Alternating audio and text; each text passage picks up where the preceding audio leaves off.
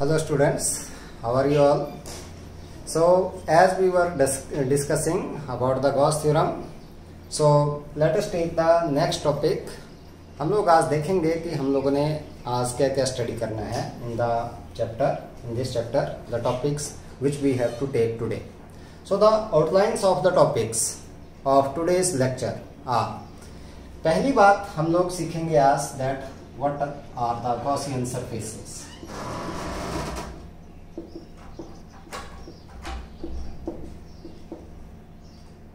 एक तो इसके बारे में स्टडी करेंगे हम लोग Gaussian surfaces, that what are the Gaussian surfaces. Okay. Second one, that is the deduction of Coulomb's law from Gauss theorem.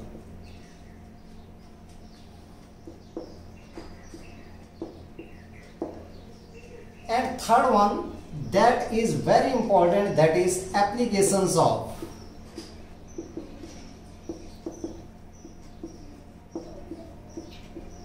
Gauss's theorem.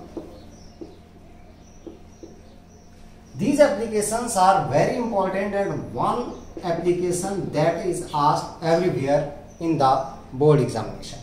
So today we will discuss only the three applications of the Gauss theorem. तीन applications हम लोग यहाँ पर क्या करेंगे, discuss करेंगे. In these applications we will only find out the electric field intensity, okay, due to some distribution of the charge. ठीक है. तो applications में हम लोगों ने क्या करना है, that how we have to find out the electric field intensity due to some distribution of the charge. It may be linear distribution, it may be surface distribution of the charge, it may be volume distribution of the charge. So वो हम लोग तब देखेंगे जब हम लोग ये applications करेंगे. So three applications we have to do of the Gauss theorem. Okay. So let us start with our topics today. So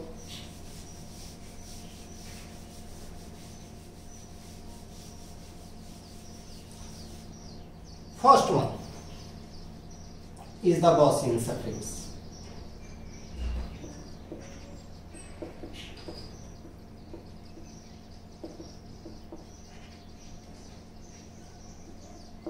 क्या होता है हमारे पास? What we have to do when we are given any charge configuration, then to find out the electric flux or the electric field intensity over any surface, या at any point, we consider any surface. क्योंकि हमारे पास Gauss theorem क्या बोलती है, Gauss theorem जो है that only find out the electric flux. So with the help of the electric flux we can find out the electric field intensity at any point. हम लोग जो है क्या find out कर सकते हैं, that is the electric field intensity at any point. तो हम लोगों ने क्या करना है, किसी भी चार्ज कॉन्फ़िगरेशन के अराउंड कोई भी एक इमेजिनरी क्लोज्ड सरफेस को जो हम लोगों ने मान लिया, that surface is known as a Gaussian surface. अब ये जो क्लोज सरफेस है आप लोगों के पास, ये है इमेजिनरी, एक्चुअल में ये आपके पास होता नहीं. So we have to consider the regular spherical surface, और स्फेरिकल नहीं मतलब क्लोज सरफेस आप लोगों के पास. It may be spherical, it may be cylindrical, it may be cubical. आप लोगों ने एक न्यूमेरिकल किया था जिसमें हम लोगों ने स्क्वायर का क्या बनाया था, क्यूब बनाया था. इट मे बी या क्यूबाइड. तो इस तरीके से हम लोग कोई भी क्लोज सरफेस जब मान के चलते हैं, किसके लिए, to find the surface integral of the electric field intensity, तो उस सरफेस को हम लोगों ने नाम दे दिया किसका, गॉसियन सरफेस का. तो अपनी सहूलियत के लिए जो हम लोग एक सरफेस ड्रॉ करते हैं, क्या करने के लिए, to find out the surface integral of the electric field intensity, that surface is known as a Gaussian surface. ठीक है. So an surface an imaginary closed surface, closed surface drawn to find the, क्या find out करना है हम लोगों ने, surface integral integral of electric field intensity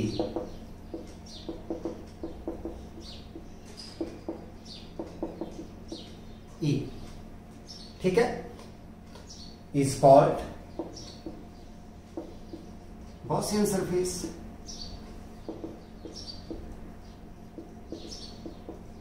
अब एक चीज और नोट कर लो आप लोग, that the electric field intensity over the Gaussian surface that is uniform.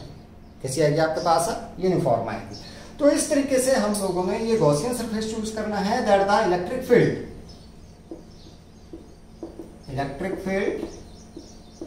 intensity over the Gaussian surface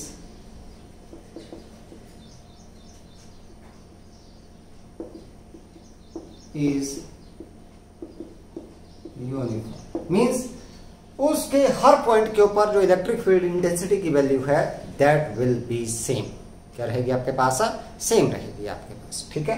तो इस तरीके से हम लोग ये चूज करके चलते हैं। इस कंसेप्ट को थोड़ा सा कम लेकर के चलते हैं हम लोग। इसी कंसेप्ट से बात करते हैं ज्यादातर, that an imaginary close surface drawn to find the surface integral of electric field intensity E is called a Gaussian surface, ठीक है। तो अब यहां से हम लोग बात करते हैं कि भाई गॉस थ्योरम से हम लोग डिड्यूस कर सकते हैं Coulomb's law.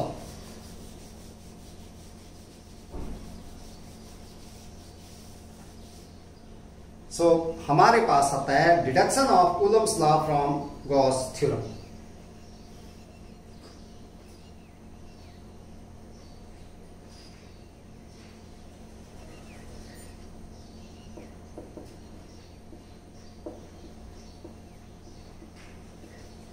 Coulomb's law from Gauss's theorem. देखते हैं कैसे फाइंड आउट करना है हम लोगों ने इसको। तो चलो बात करते हैं हम लोग। कूलम्स लॉ के अनुसार हम लोगों ने बोला था कि that the force between the two charges that is directly proportional to the product of the magnitude of the charges and inversely proportional to the square of the distance between them. तो हमने लिख दिया था कि that in free space F is equal to 1/4 pi epsilon naught Q1 Q2 upon R square, where R is the distance between the centres of the 2 point charges. यही बात की थी हम लोगों ने, ठीक है।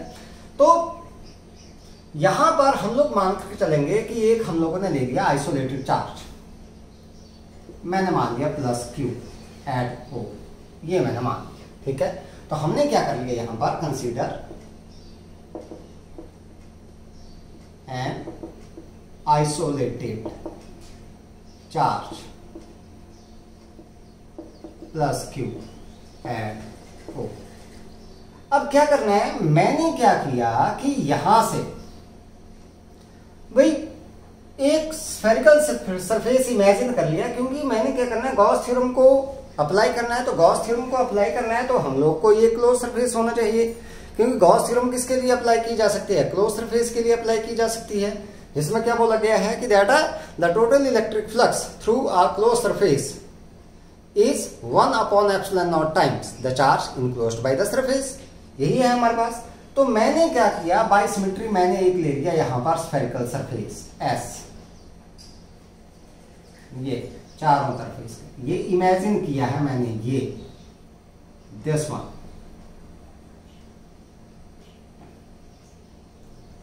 S नाम देंगे मैंने, जिसकी रेडियस मैंने मान दी R के, ये। तो मैंने क्या किया यहां पर, consider a sphere of radius or with center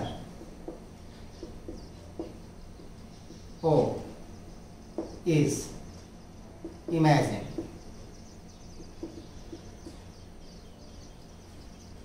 to be drawn। ये हम लोगों ने क्या कर लिया यहां पर ड्रॉ, ये। अब क्या हुआ कि यहां पर मैंने मान लिया कोई पॉइंट P, ये पॉइंट मैंने मान लिया P। अब अगर बात करें that the electric field intensity, मान लो हमारे पास क्या है, late E be the electric field intensity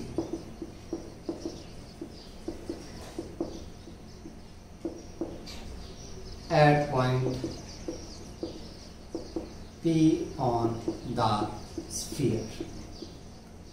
अब ध्यान दें, ये E मान लिया हमने गॉस थ्योरम को यूज कर करके ये इलेक्ट्रिक फील्ड इंटेंसिटी निकालने हैं, जो कि क्या आएगी आपके पास, क्योंकि यहाँ पर एक पॉजिटिव चार्ज है तो इलेक्ट्रिक फील्ड इंटेंसिटी आएगी रेडियली आउटवर्ड, ईस्ट डायरेक्शन में आएगी आपके पास। This one electric field intensity, ध्यान से समझे, तो इसका मतलब पोजीशन वेक्टर इसी डायरेक्शन में आ गया आपके पास, तो ये आ गई इलेक्ट्रिक फील्ड इंटेंसिटी। ठीक है, विच इज कैसे आ गई, radially outward.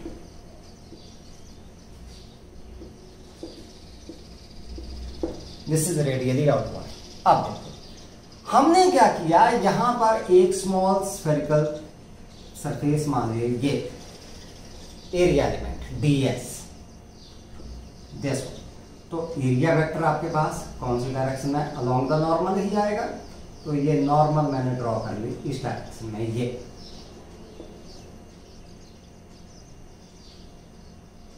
This. So consider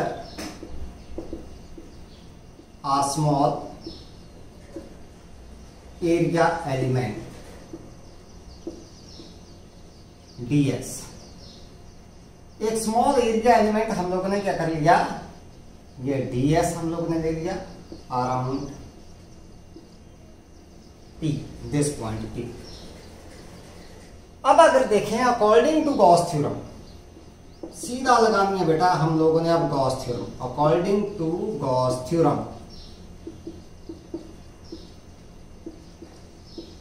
अगर मैं बात करूं सरफेस इंटीग्रल, क्लोज सरफेस की बात करेंगे हम लोग, E dot ds over this close surface, ये पूरा का पूरा, इसलिए मैंने लिख दिया यहां पर S। ठीक है, that is Q upon epsilon not. The charge in close, charge कितना है, Q इन क्लोज कर रहा है, और फ्री सरफेस हम लोगों ने यहाँ पर, फ्री स्पेस जो है यहाँ पर माना हुआ है। तो अब देखें that the angle between E and ds, ये एरिया वेक्टर है E and n, that is equal to 0 degree, दोनों एक ही डायरेक्शन में है, तो मैं इसको लिख सकता हूं that this is E dot को हम लोग लिख सकते हैं E ds cos of 0 degree, इसके ऊपर that is equal to Q upon epsilon naught. अब यहां से cos 0 सभी को पता है किसके बराबर, 1 के बराबर, so E ds that is equal to Q upon epsilon naught, ये हमारा आंसर। अब क्योंकि इलेक्ट्रिक फील्ड इंटेंसिटी तो हमने निकालनी है, ये हमारे पास चेंज नहीं होगी इस सरफेस के ऊपर, क्योंकि हमने बोला था गॉसियन सरफेस के ऊपर इलेक्ट्रिक फील्ड इंटेंसिटी क्या है, यूनिफॉर्म है, सिर्फ किसका सम करना है हम लोगों ने, इसका एरिया का सम करना है, तो E ले लिया मैंने बाहर, सरफेस इंटीग्रल बच गया किसका, ds का, Q अपॉन एप्सिलॉन। और टोटल एरिया निकालेंगे, टोटल एरिया मतलब surface area of the sphere that is 4 pi r square, तो 4 pi r square is equal to Q upon epsilon not, so E that is equal to Q upon 4 pi epsilon naught r square, number 1। This is the electric field intensity at point P। यही आती, वैसे भी निकालते तो यही आती है हमारे पास, that the electric field intensity at point P that is equal to Q upon 4 pi epsilon naught r square. लेकिन हमने कहां से निकाली, अब गॉस थ्योरम से निकाली। वैसे मैं डायरेक्ट लिख सकता था यहाँ पर, लेकिन नहीं लिखना है, क्योंकि हमने किसको यूज करना है, गॉस थ्योरम को यूज करना है। तो गॉस थ्योरम से हम लोगों ने इस तरीके से यहाँ पर क्या निकाली, इलेक्ट्रिक फील्ड इंटेंसिटी। अब मान लो आपके पास that the force on test charge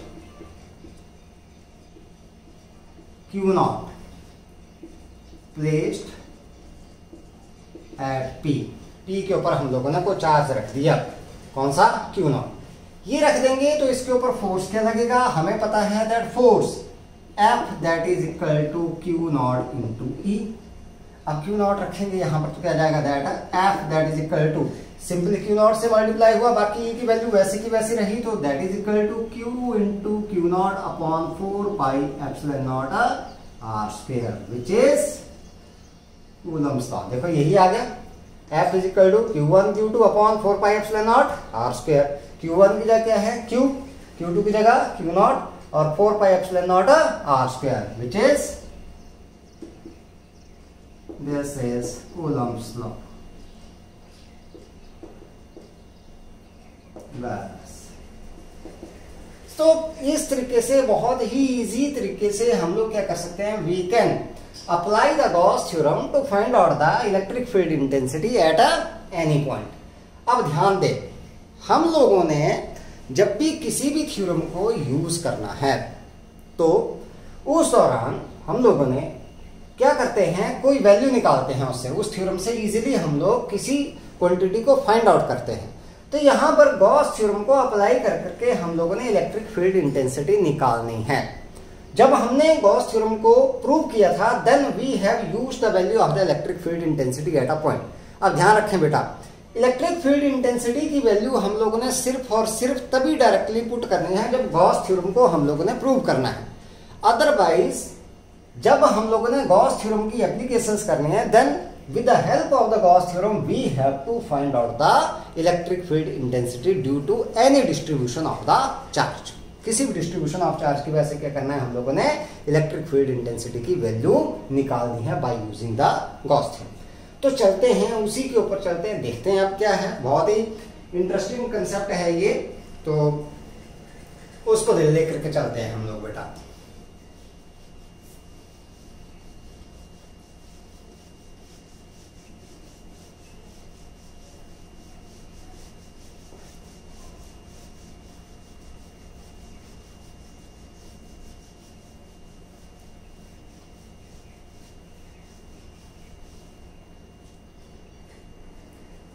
बात करते हैं हम लोग यहां पर applications of Gauss's theorem.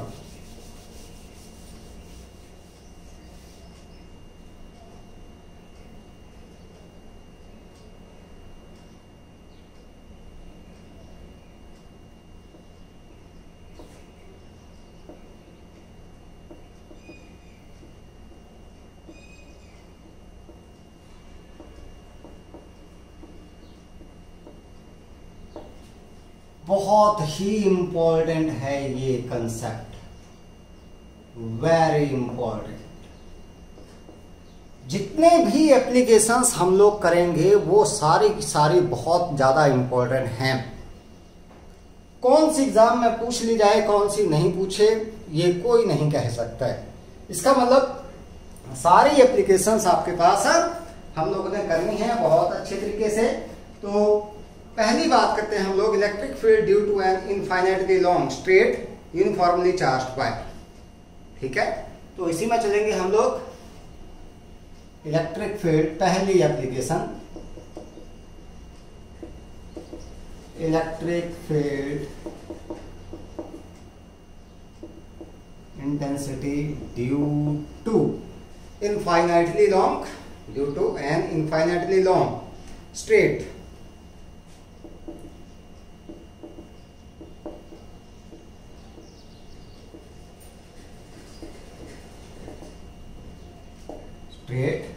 uniformly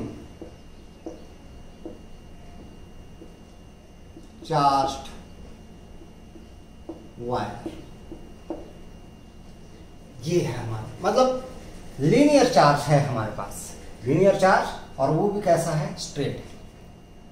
तो हम लोग मान करके चलते हैं कि मान लो हम लोगों ने कोई एक लीनियर चार्ज डिस्ट्रीब्यूशन हम लोगों ने मान लिया। यहां पर consider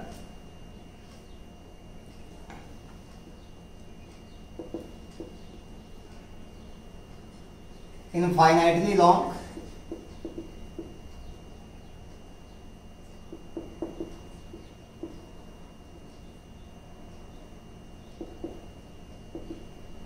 straight wire with uniform linear charge density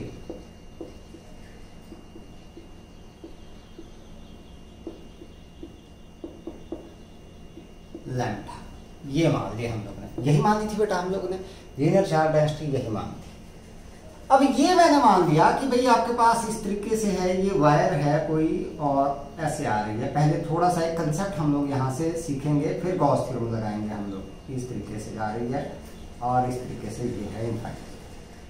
मैंने इसके ऊपर कोई पॉइंट मान लिया, यहां जैसे O पॉइंट मान लिया मैंने, इसके ऊपर मान लो पॉजिटिव चार्ज जो है वो क्या है, यूनिफॉर्मली डिस्ट्रीब्यूटेड है। दिस आगे तक है, इस साइड को भी है और इस साइड को, ठीक है।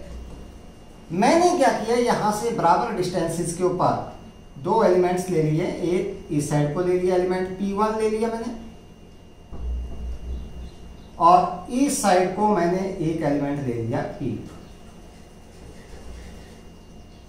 स्मॉल एलिमेंट्स हैं, छोटे छोटे एलिमेंट्स मैंने ये मान लिए, this one is a small element that is P2। यहां से परपेंडिकुलर डिस्टेंस R के ऊपर एक पॉइंट ले लिया मैंने P। This one is a point P। मैंने क्या करना है, इस पॉइंट P के ऊपर इलेक्ट्रिक फील्ड इंटेंसिटी निकालनी, उसकी डायरेक्शन निकालेंगे, कैसे आएगी कैसे नहीं आएगी उसको देखते हैं हम लोग। परपेंडिकुलर डिस्टेंस थोड़ा सा ये आपके पास यहाँ, this one is a point P। अब देखो यहाँ per unit positive test charge रखेंगे, तो यहां से इलेक्ट्रिक फील्ड इंटेंसिटी की बात करें तो ये आपके पास आएगी इस साइड को E1, कैसे आएगी। यहां से बात करें तो इलेक्ट्रिक फील्ड इंटेंसिटी E2 आएगी इस डायरेक्शन में। अब क्योंकि ये डिस्टेंसेस बराबर है, क्योंकि ये डिस्टेंस बराबर थी तो ये दोनों डिस्टेंसेस बराबर हैं, तो ये एंगल थीटा है, ये एंगल भी थीटा है। It means that E1 that is equal to E2, दोनों बराबर हो गए हमारे पास। अगर मैं यहां पर एक हॉरिजॉन्टल लाइन ड्रॉ कर दूं इस तरीके से, ये मैंने ड्रॉ कर दी, so this angle that is also theta, ये कॉरस्पॉन्डिंग एंगल हो गए, और इस साइड को ये एंगल भी किसके बराबर आ गया, this is also theta, these are the corresponding. अब मैं कंपोनेंट में रिजॉल्व करता हूं, E1 को देखता हूं। E1 का पहला कंपोनेंट, अगर हॉरिजॉन्टल कंपोनेंट की बात करें तो इस साइड को आ रहा है E1 cos ऑफ थीटा, और इस साइड को ये आ गया आपके पास E1 sin थीटा। E2 की बात करें तो E2 हमारे पास इस साइड को क्या हो गया, ये आ गया E2 cos ऑफ थीटा, और इस साइड को आ गया E2 sin ऑफ थीटा। अब क्योंकि E1 that is equal to E2, therefore the components of the electric field intensity due to the two elements along the horizontal, these will cancel out। ये क्या कर जाएंगे, एक दूसरे को कैंसिल आउट कर जाएंगे। तो हमारे पास net electric field intensity that will be normally outward, मतलब इस वायर पे क्या आएगी, नॉर्मली यहां से परपेंडिकुलरली क्या आ जाएगी, आउटवर्ड आ जाएगी। चाहे इस एलिमेंट की वजह से देखें चाहे इस एलिमेंट की वजह से देखेंगे, क्या आएगी, नॉर्मली आउटवर्ड। अगर ये पॉइंट यहां जैसे लेते तो यहां पर भी क्या आएगी, नॉर्मली आउटवर्ड आएगी, यहां जैसे लें तो भी क्या आएगी, आउटवर्ड आएगी आपके पास। तो कुल मिलाकर के वायर जो आती है दैट इज अ सिलिंड्रिकल, और ये आती है इसकी रेडियस ऐसे। तो हम लोग कुल मिलाकर के ये बोल दे सकते हैं कि that the electric field intensity due to the long straight wire, ठीक है, which is uniformly charged, is radially outward. कैसे आई आपके पास, रेडियली आउटवर्ड, ठीक है। और at the equidistance from the centre of the wire, the value of the electric field intensity is same at every point around it. मतलब चारों तरफ जो है आपके पास इलेक्ट्रिक फील्ड इंटेंसिटी क्या रहेगी, सेम रहेगी। अब अगर चारों तरफ सेम रहेगी आपके पास इस तरीके से, तो इसका मतलब आपके पास इसकी सिमेट्री क्या आ गई, सिलिंड्रिकल सिमेट्री आ गई। So to find the electric field intensity we can consider a cylindrical Gaussian surface. हम लोग क्या कंसीडर कर सकते हैं, cylindrical Gaussian surface of radius r with axis on the this line charge, इस लाइन चार्ज के ऊपर जिसकी एक्सिस क्या है हमारे पास I। तो हम लोगों ने यहां पर इलेक्ट्रिक फील्ड इंटेंसिटी निकालने के लिए क्या करना है, कुल मिलाकर के यहां से सीख लिया हम लोगों ने कि इलेक्ट्रिक फील्ड इंटेंसिटी कैसे आ गई, बाहर की तरफ को आ गई। तो हम लोग यहां पर कंसीडर करके चलेंगे, consider right circular close cylinder. ये हम लोगों ने क्या कर लिया, ये कंसीडर कर लिया।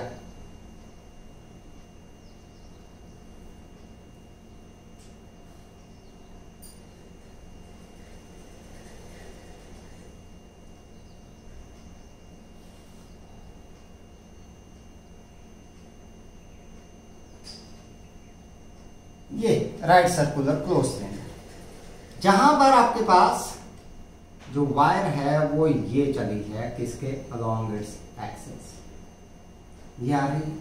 हमने इसकी लेंथ मान ली L के बराबर, हमने इतना मान लिया ये भाई, इतना है सिलेंडर। और क्योंकि पॉइंट P यहां जैसे लिया था हम लोगों ने,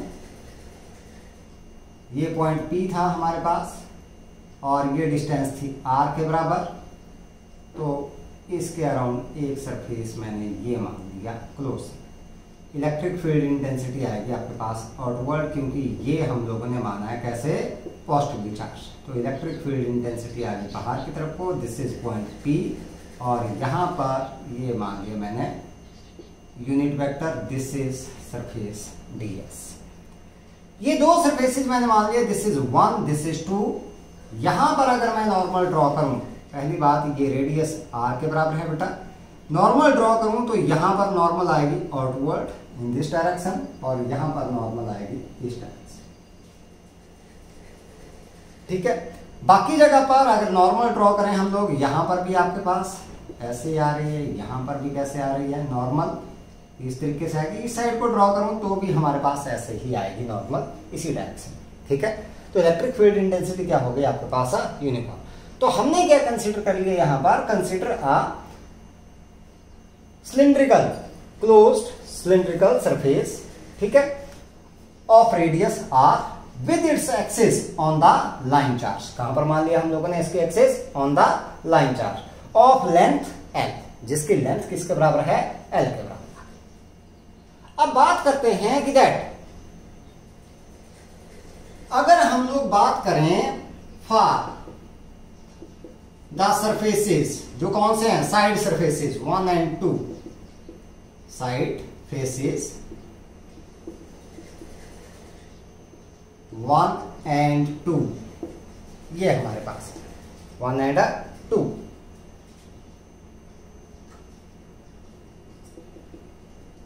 E and N are perpendicular। भाई E आ रही है इस साइड को, N आ रहा है इस साइड को, इसका मतलब दोनों क्या हो गए, परपेंडिकुलर। तो electric flux E dot ds मतलब आप लोगों के पास E ds cos of 90 degree that is equal to 0। तो therefore there is no contribution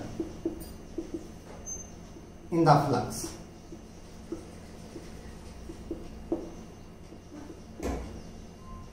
by these surfaces। इनकी वजह से कोई भी कंट्रीब्यूशन जो है वो फ्लक्स में नहीं है। अब बात करते हैं हम लोग इसकी वजह से, ठीक है। So electric flux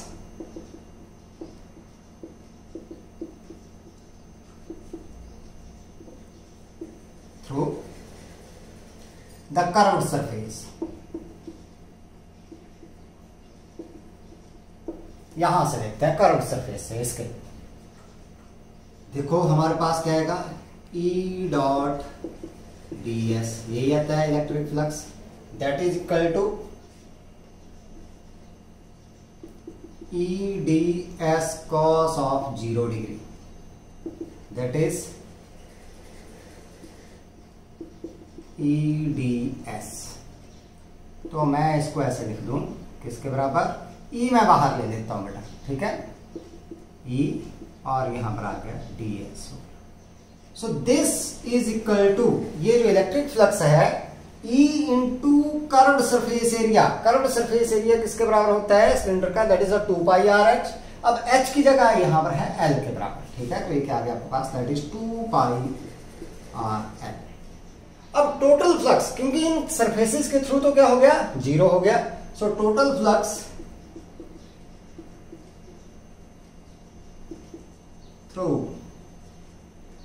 the cylinder या सिलेंड्रिकल सरफेस, इसके थ्रू देखते हैं टोटल फ्लक्स कितना आ गया, दैट 5e। भाई यही बचा, जो कर्व्ड सरफेस के थ्रू है वही आया, तो that is equal to E into 2 pi r l। अब ये सरफेस चार्ज कितना इनक्लोज करेगा, बात आ गई इसके ऊपर। कि that what is the charge enclosed by the surface, क्योंकि चार्ज तो हमारे पास दे नहीं रखा है। तो अब देखते हैं हम लोग कि ये चार्ज हम लोगों ने कैसे निकालना है। लीनियर चार्ज डेंसिटी हमारे पास दे रखी है लैम्डा, और हमें पता है कि जो लेंथ है इसकी यहां तक वो किसके बराबर है, एल के बराबर। सो charge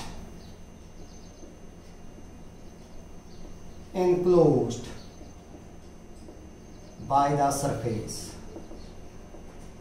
that is equal to linear charge density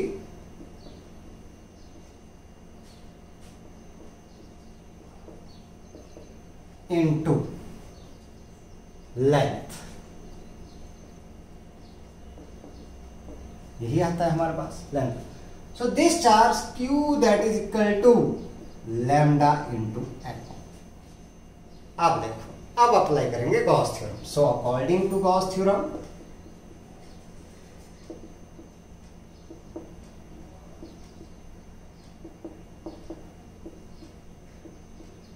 according to Gauss's theorem क्या था हमारे पास, that phi E that is equal to Q upon epsilon naught. हम लोग दोनों की वैल्यू रख देंगे यहां पर, किस किस की, एक तो फाई ई की वैल्यू भी रख देंगे और साथ में हम लोग इसकी चार्ज की वैल्यू भी यहां पर रख देंगे। दोनों की वैल्यू रख देते हैं हम लोग यहां पर, ठीक है।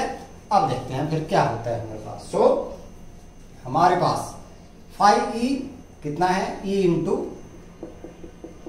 2 pi R L is equal to Q किसके बराबर आएगा बेटा, lambda L upon epsilon. L से L cancel out, so E that is equal to lambda upon 2 pi epsilon naught into r। This is the electric field intensity। अब यहां से देखें अगर हम लोग, then E that varies inversely as r, E varies inversely as a r। जितना distance बढ़ेगा उतना ही आपके पास इलेक्ट्रिक फील्ड इंटेंसिटी क्या होती रहेगी, कम हो जाएगी। दूसरी बात है आपके पास, अगर यहां पर देखें हम लोग, if lambda is greater than 0, greater than 0 का मतलब हुआ पॉजिटिव चार्ज। चार्ज कैसा है, positive. Then E is radially outward, बाहर की तरफ को आएगी। और दूसरा आपके पास, if lambda is less than 0, less than 0 का मतलब हो गया नेगेटिव चार्ज डिस्ट्रीब्यूशन आ गया, तो then E is electric field intensity की डायरेक्शन क्या आ गई, इनवर्ड आ गया आपके पास, is radially inwards। बस ये हमारे पास है। अब वेरिएशन पूछ लेते हैं कई बार, that the variation of the electric field intensity with r, distance r। इस केस में, इसी केस में आप लोगों के पास लीनियर चार्ज डिस्ट्रीब्यूशन के केस में ही, so variation of E with distance r। अब कहेंगे E varies inversely as r, तो हमारे पास ये वेरिएशन कैसे आ जाएगा बेटा, यहां से this is E, this one is r, यहां से देखो आप लोग, दिस ऐसे टच नहीं करवाना है इसको, बस यहां तक ले जाओ। This is the variation of the electric field intensity. बस ये हो गई हमारे पास पहली एप्लीकेशन, ठीक है। अब बढ़ते हैं हम लोग सेकंड एप्लीकेशन की तरफ, जो कि हमारे पास बहुत ही ज्यादा इंपॉर्टेंट है। Second application, that is the electric field intensity due to a uniformly charge spherical cell.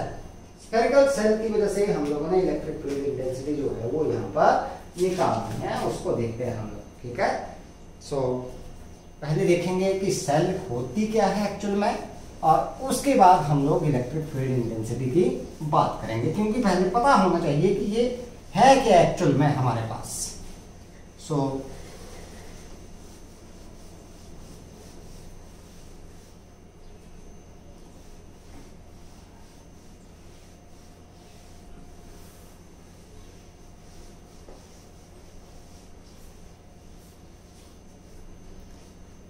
हम लोग बात करते हैं यहां पर electric field intensity due to uniformly charge spherical cell.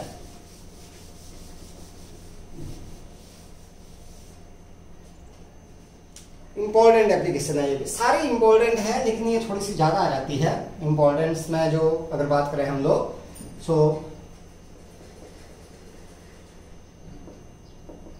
Electric field intensity due to uniformly charged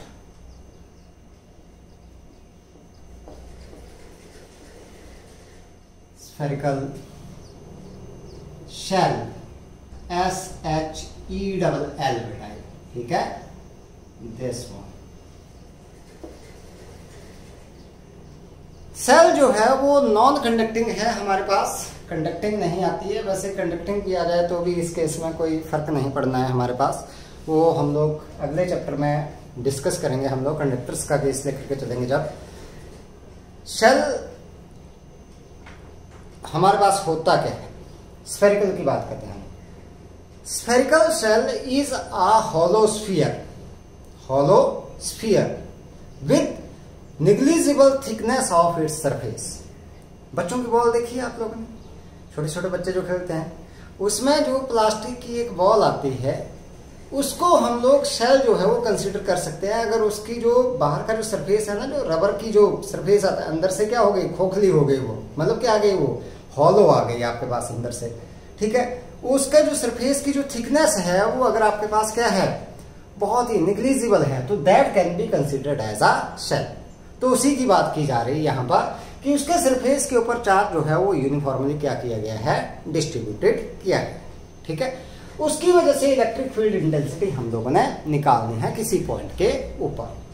सो हमने क्या कर लिया यहाँ पर, कंसीडर, ये सेकंड एप्लीकेशन है बेटा आपके पास, कंसीडर a spherical shell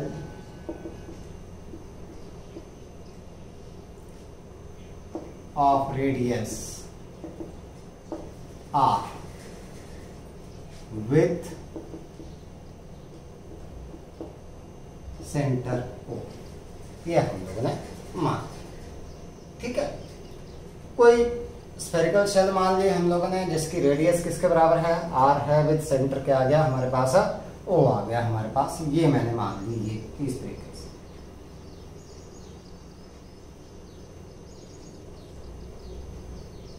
ये हमारे पास है, this one is radius r and this is centre O, ठीक है। लेट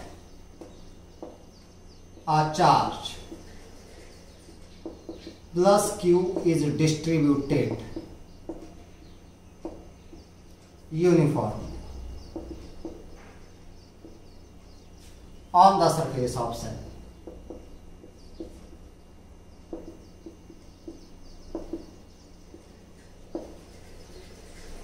यहां पर ये चार्ज जो है हम लोगों ने यहां पर डिस्ट्रीब्यूट कर दिया इस तरीके से।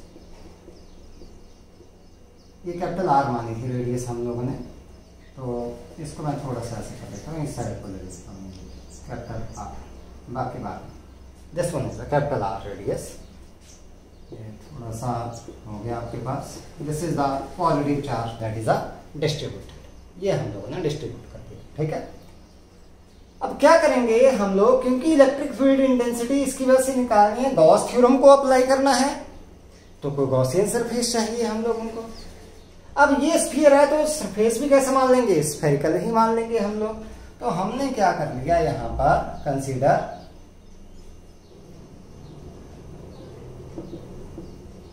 a spherical Gaussian surface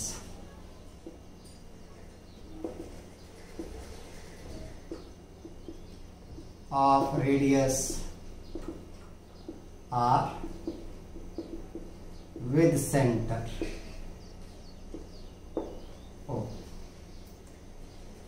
ये मान लिया हम लोगों ने इस तरीके से। मैं बाहर मान रहा हूं, पहले केसेस अलग अलग लेकर के चलेंगे हम लोग। ये एस सरफेस कोई मैंने मान लिया बाहर इस तरीके से, इसका नाम लेंगे मैंने आर, जस्ट, और इसकी रेडियस मैंने मान ली किसके बराबर, आर के बराबर। अब इस तरह से ये मानते हैं, ठीक है। सो मान लो हमारे पास late E be the electric field intensity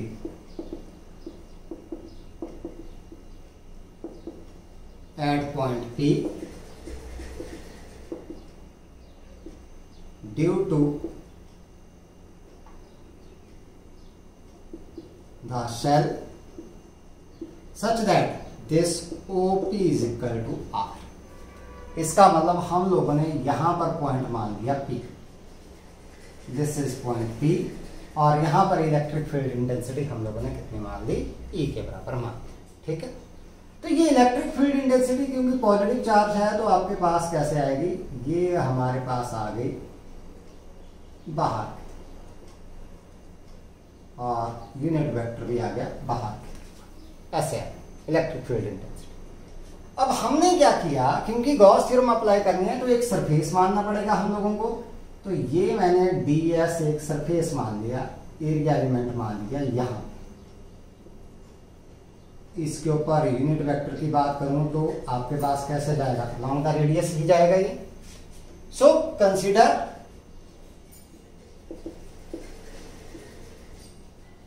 a small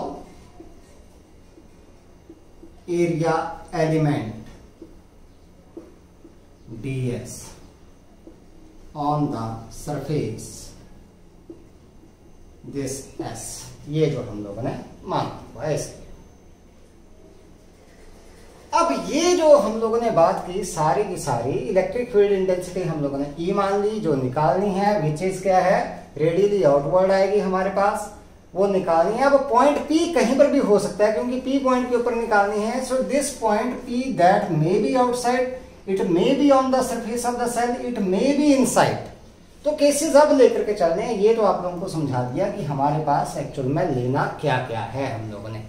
तो रेडियस सेल की मान ली R और पॉइंट की जो डिस्टेंस मान ली वो मान ली हम लोगों ने small r from the centre. अब देखते हैं हम लोग किसी पॉइंट P के ऊपर हम लोगों ने निकालनी है इलेक्ट्रिक फील्ड इंटेंसिटी। तो ये हमारे पास कंसिडरेशन है कुल मिलाकर के। अब केसेस लेकर के चलते हैं हम लोग।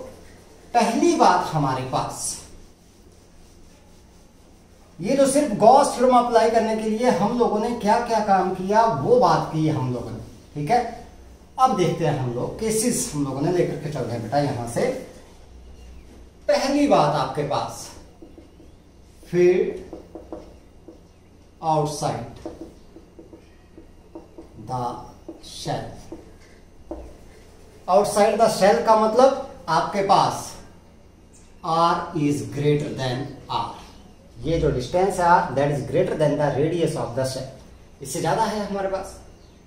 तो अकॉर्डिंग टू गॉस थ्योरम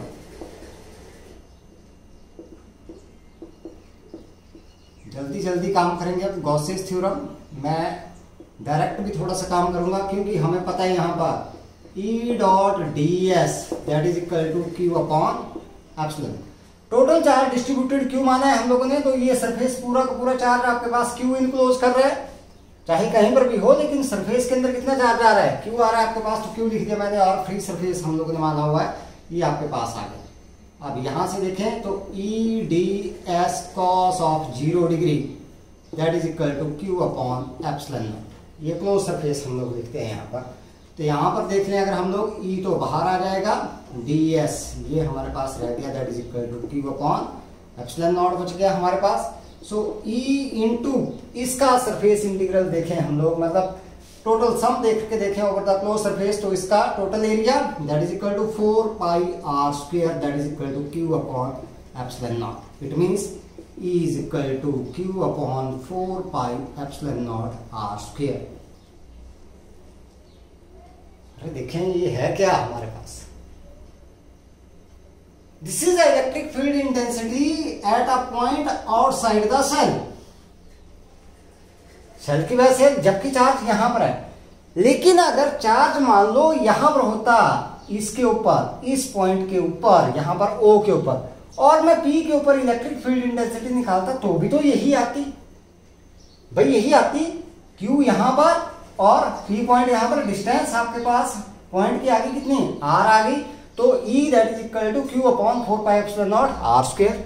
अब चार्ज यहां पर डिस्ट्रीब्यूट है, फिर भी आपके पास इलेक्ट्रिक फील्ड इंटेंसिटी कितनी आ रही है, which is same as the electric field intensity due to the charge when it is placed at the centre of the shell. It means the shell will behave as for all the points outside the shell. ठीक है, for all the points outside the shell, बाहर की बात करते हैं हम लोग जो बाहर है, the shell will behave as if whole of its charge is placed at its center। मतलब सेल उसी तरीके से बिहेव करेगी जैसे कि इसका सारा का सारा चार्ज कहां पर रखा गया है, इसके सेंटर के ऊपर रखा गया। तो जब भी हमारे पास सेल दी गई होगी और हम लोगों ने इलेक्ट्रिक फील्ड इंटेंसिटी निकालनी है बेटा, तो फार्मूला वही है, सेंटर से लगा दो आप लोग। क्या भाई, चाहे यहां से लेकर के चले हम लोग तो भी वही फार्मूला आ रहा है, अगर वो पूरा का पूरा चार्ज यहां पर कंसंट्रेट हो जाए तो भी आपके पास इलेक्ट्रिक फील्ड इंटेंसिटी की वैल्यू वही आती है। तो हम लोग क्या मान के चलते हैं कि that shell will behave as if whole of the charge of the shell is concentrated और placed at the centre of the shell. ठीक है, तो वही हमारे पास इलेक्ट्रिक फील्ड इंटेंसिटी आती है। अब बात करते हैं second one, on the surface of the cell.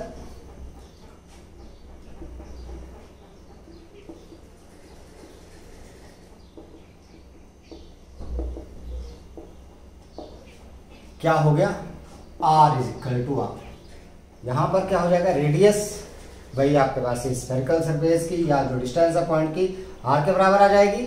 तो इसका मतलब E is equal to Q upon 4 pi epsilon not R square. लेकिन यहां पर हम लोग बात करेंगे if sigma is the surface charge density, surface charge density, तो हमें पता है sigma that is equal to charge per unit area 4 pi R square. तो it means Q is equal to sigma into 4 pi R square, ये आएगा आपके पास। सो Q की value रख दें यहां पर, तो E that is equal to किसके बराबर बेटा, sigma into 4 pi R square upon 4 pi epsilon naught into R square. 4 pi से 4 pi cancel out, R square से R square cancel out. So E that is equal to sigma upon epsilon naught which is the maximum value of the electric field intensity, और ये constant रहेगी हमारे पास कहां पर, on the surface. अब बात करते हैं हम लोग कहां पर, ये हो गया कहां पर, आउटसाइड हो गया, ये आ गया आपके पास कहां पर, ऑन द सरफेस। अब बात करते हैं इनसाइड। ठीक है, थर्ड वन पॉइंट, फिर इनसाइड द शेल। जब R क्या है, less than R, greater then से चले इक्वल टू पर पहुंच गए, अब आगे लेस देन। लेस देन का मतलब हो गया हमारे पास इस पॉइंट को अंदर ले आते हैं। अब हम लोग, ये बाहर था, बाहर से ले आए कहां पर, इनसाइड। ये शेल है, ये मान लिया मैंने सरफेस, इनसाइड। ये आ गया पॉइंट P, यहां पर आ गई इलेक्ट्रिक फील्ड इंटेंसिटी, मैंने मान ली ये इलेक्ट्रिक फील्ड इंटेंसिटी इस साइड को, ये डिस्टेंस आ गई R के बराबर, यहां मान लिया मैंने ds, ये, और ये आ गया आपके पास n, यूनिट वेक्टर A। अब देखें, अगर हम लोग इनसाइड अगर लगा करके चले इसको, तो हमारे पास क्या आ रहा है, according to Gauss theorem, E dot D S is equal to Q upon epsilon nought. तो ये हमारे पास आ जाएगा E, और यहां से ds बच जाएगा, cos 0 हो जाएगा आपके पास, that is equal to Q upon epsilon naught E into 4 pi R square, that is equal to Q upon epsilon naught. लेकिन चार्ज कितना इनक्लोज कर रहा है, सारा का सारा चार्ज तो कहां पर है, सरफेस के ऊपर। So the charge enclosed by this surface S that is equal to 0, but here inside S Q is equal to 0। तो इसका मतलब क्या हो गया, E into 4πr² that is equal to 0। So E that is equal to 0 means electric field intensity inside the shell that is equal to 0।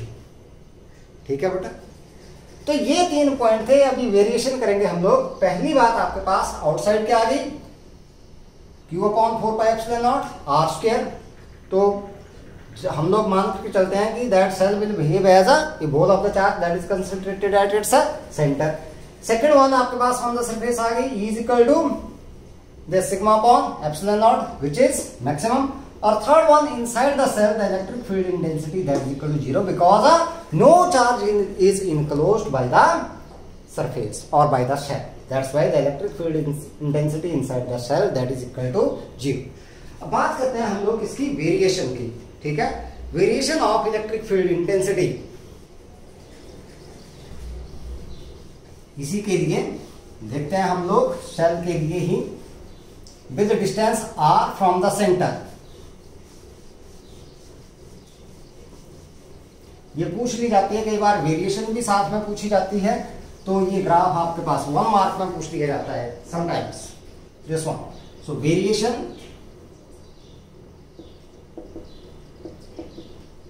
of E with distance r from the center of shell, uniformly charged cell, for r greater than equal to 0 and less than infinity।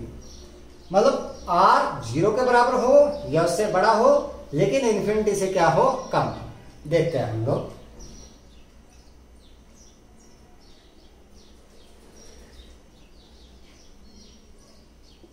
ये ले ली distance, इस side को electric field.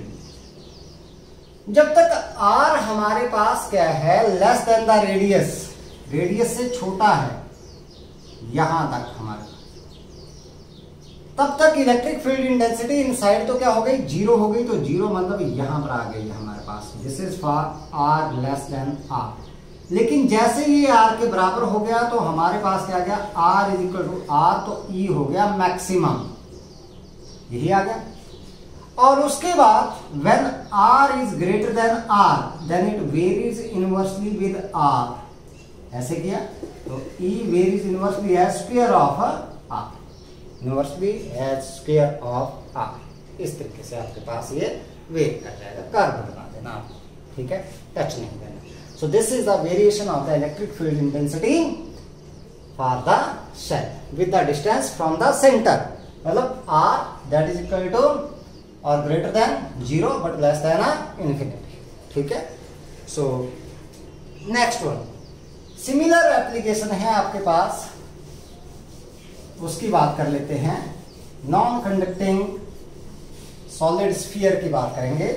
अगर conducting आ जाता है तो conducting sphere और shell में कोई फर्क नहीं बचता है, वो अगले चैप्टर में हम लोग बात करेंगे। क्योंकि कंडक्टर्स में क्या होता है, आपके पास whole of the charge that is distributed on the surface। Conductor आ गया अगर आपके पास तो सारा का सारा चार्ज कहां पर, सरफेस के ऊपर डिस्ट्रीब्यूट हो जाता है, अंदर कुछ भी चार्ज नहीं होता है कंडक्टर के। ठीक है, तो सिंपली सेल का केस होता है, लेकिन वो हम लोगों ने कंसेप्ट अभी किया नहीं है, वो अगले चैप्टर में हम लोग इस कंसेप्ट को करेंगे। So electric field intensity due to non conducting charged solid sphere.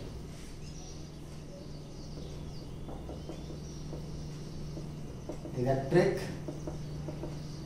Field intensity due to non conducting, ठीक है, चार्ज, नॉन कंडक्टिंग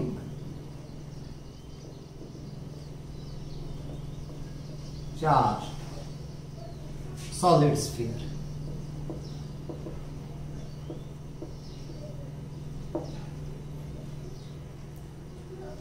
अब इसमें भी क्या है, मैं उसी से रिलेट करूंगा बेटा, मैं थ्योरी नहीं लिखूंगा ज्यादा। ठीक है, हमने क्या कर लिया, यहां पर कोई एक स्फीयर कंसीडर कर लिया, consider non-conducting solid sphere of radius r with center O having uniform volume charge density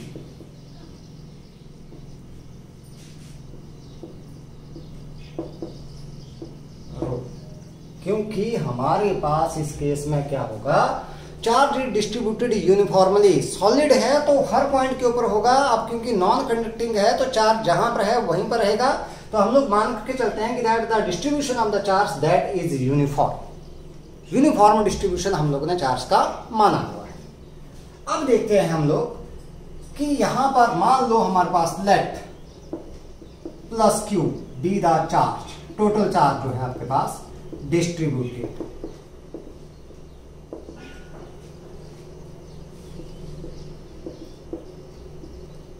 uniformly through the volume of the sphere. ठीक है, ये मान लिया हमने। क्या मान लिया यहां पर, मान लो हमारे पास consider a spherical Gaussian surface, वही काम करना है हम लोगों ने जो पहले किया था, Gaussian surface of radius r with center O। ठीक है, तो consider a point P at which we wish to find electric field intensity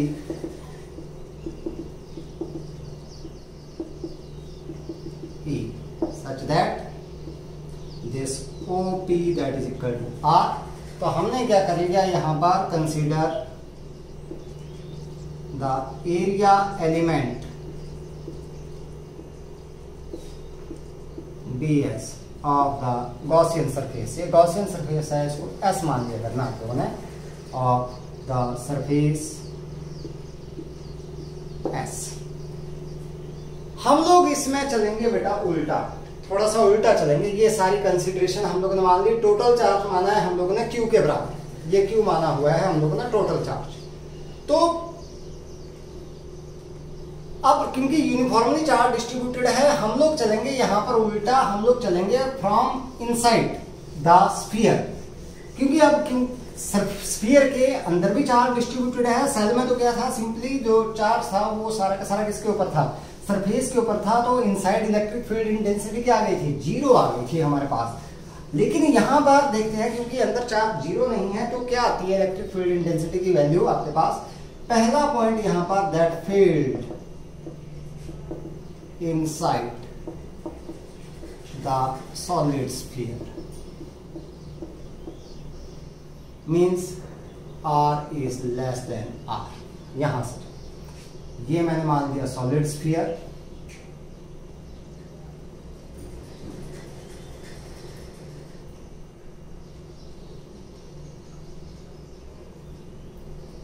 ठीक है, इसकी रेडियस R के बराबर मानी हुई है। ये सेंटर O है इसका, इनसाइड मानेंगे तो मैंने ये मान दिया गॉसियन सरफेस। दिस ये डिस्टेंस मैंने मान दी R। This is capital R, ये S। ठीक है,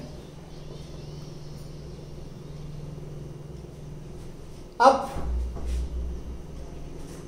यहां पर इलेक्ट्रिक फील्ड इंटेंसिटी ये मान ली मैंने, रेडियली आउटवर्ड आ रही है E के बराबर। इस पॉइंट P के ऊपर ये ds मैंने माना हुआ है, यहां पर आ गया ये R आपके पास, और यहां से ये हो गया L दिस। ठीक है, तो मान लो हमारे पास क्योंकि टोटल चार्ज है Q। अब ये सरफेस एस कितना चार्ज इनक्लोज करता है हमें नहीं पता, तो मैंने एक एस्टिमेटेड चार्ज ले लिया क्यू डैश, मान के चल दिया हाइपोथेटिकल कि भाई इतना चार्ज आपके पास है। तो मान लो आपके पास let Q dash be the charge enclosed by surface S। S ने जो है वो इनक्लोज किया कितना Q dash. So according to Gauss theorem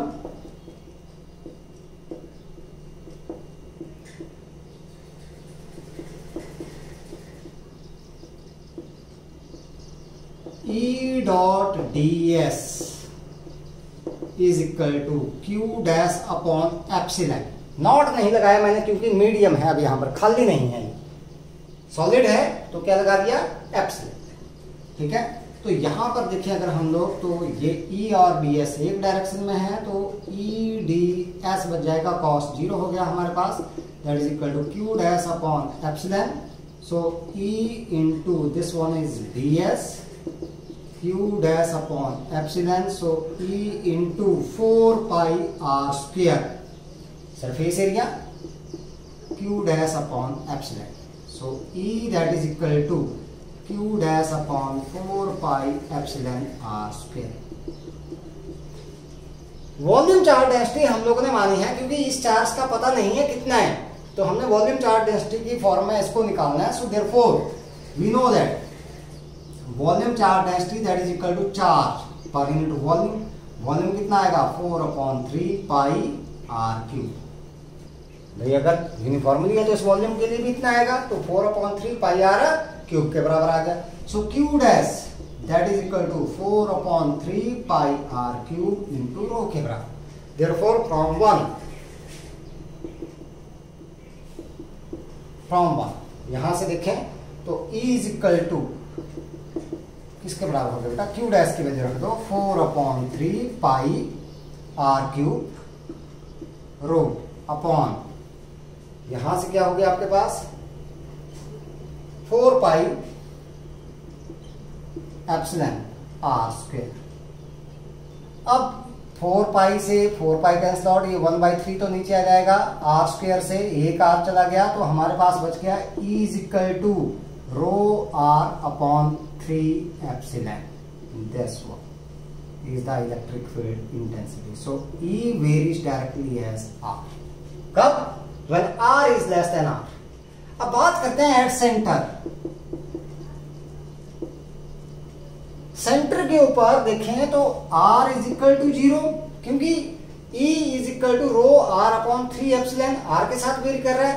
अब r ही 0 हो गया, therefore E that is equal to 0। It means at the centre of the, बाकी जगह पर तो आपके पास इलेक्ट्रिक फील्ड इंटेंसिटी आएगी स्फीयर में, इनसाइड द स्फीयर, लेकिन सेंटर के ऊपर जो है वो इलेक्ट्रिक फील्ड इंटेंसिटी क्या हो गई 0, because here r that is equal to 0 at the centre.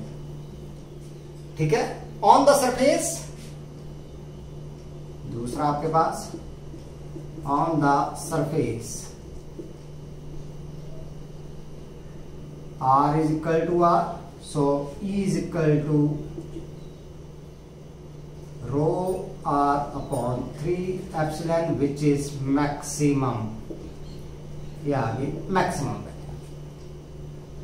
अब बात करते हैं आउटसाइड। आउटसाइड में वही आएगी हमारे पास, क्योंकि वैसे ही करोगे आप लोग काम सारा का सारा बेटा आउटसाइड के लिए। सेल का ही केस बन जाएगा हमारे पास ये for point outside, field outside. Third point field outside the sphere. Outside हम लोगों ने क्या कर लिया, यहां पर ये इसकी रेडियस है r के बराबर, दिस इज सेंटर, ये हम लोगों ने मान लिया Gaussian surface. This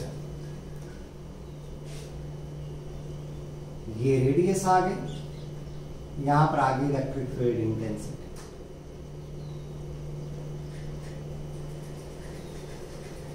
this is point P, this is ds, और ये आ गया आपके पास एरिया। ठीक है, अब ये जो सरफेस है as it encloses whole of the charge, जो चार्ज क्यू हमने माना था वो सारा सारा इनक्लोज कर रहा है और इसके बाहर है फ्री सरफेस आपके पास। सो यहां पर r is greater than r, तो applying Gauss theorem E dot D S that is equal to Q upon epsilon nought, तो ये आ जाएगा E और यहाँ पर D S that is equal to Q upon epsilon not, so E into 4 pi R square that is equal to Q upon epsilon not, so E that is equal to Q upon 4 pi epsilon not R square, same जैसा shell की वजह से आई थी। So outside आपके पास आ गया E varies inversely as R square. अब बात करते हैं किसकी, वेरिएशन की। वेरिएशन करनी है हम लोगों ने इसके लिए, ठीक है। सो वेरिएशन में हमारे पास ग्राफ बनाएंगे हम लोग, शेल के लिए हम लोगों ने बनाया था। अब बात करेंगे किसके लिए, स्फीयर के लिए बात करते हैं हम लोग, इलेक्ट्रिक फील्ड इंटेंसिटी की वेरिएशन देखते हैं जरा।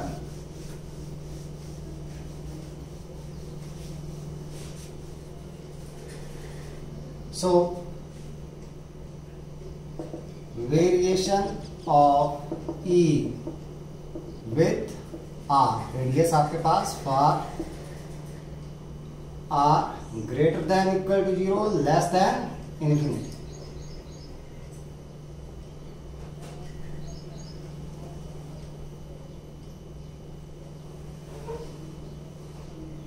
थोड़ा सा बढ़ा देते हैं इसको, ये है, और इस साइड को लेंगे E में। अब देखो सेंटर के ऊपर इलेक्ट्रिक फील्ड इंटेंसिटी 0 थी और उसके बाद inside the sphere it varies directly with R। Directly means आपके पास ही आ गया E varies directly as R for R less than R। उसके बाद यहां पर जैसे ही क्या हो गया, R is equal to R, then ये क्या हो गया आपके पास, इट बिकम्स मैक्सिमम, और उसके बाद इट वेरीज इनवर्सली